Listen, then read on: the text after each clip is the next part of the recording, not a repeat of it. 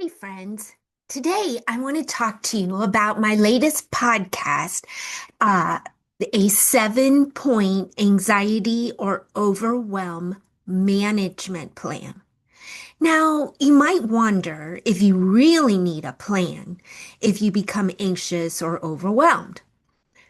Well, I put one in place because during a panic attack or that sudden onset of anxiety, I can't get my brain to think of calming practices that I had learned.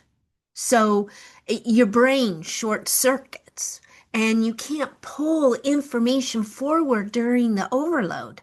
But if you have a care card that lists the one or two practices that you know work for you in those moments, then all you have to do is literally reach into your purse, your box in your car, wherever, just reach for the card and the tools.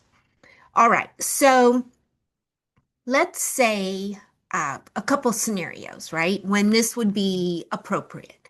So let's say you're at work and an email comes through stating that there's going to be some layoffs coming. Okay. So first of all, your heart drops into your stomach and your mind starts turning out worst case scenarios, right? So you would grab the card. Or you get a phone call, your mom has fallen, they're taking her to the hospital, and your mind again, churning, you're thinking, oh my gosh, how's she gonna, what if she's broken her hip? What if she hit her head? You know, what if I have to take care of her? Again, jumping to conclusions, but it's getting you ramped up, so you're gonna reach for that care card. So the first thing you're going to do is, let's say on that care card, you know breath works for you. So you're going to follow the instructions for the physiological breath. It's that big inhale followed by another quick inhale through the nose and then a long exhale slowly through the mouth.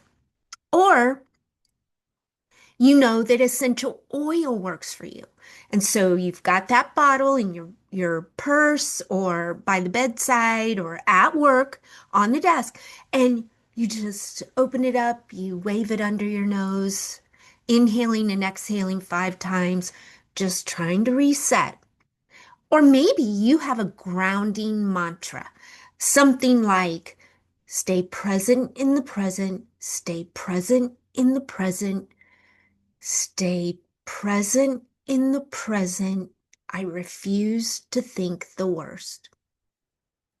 With these practices at your fingertips, you don't have to think about how to regain mental and emotional stability.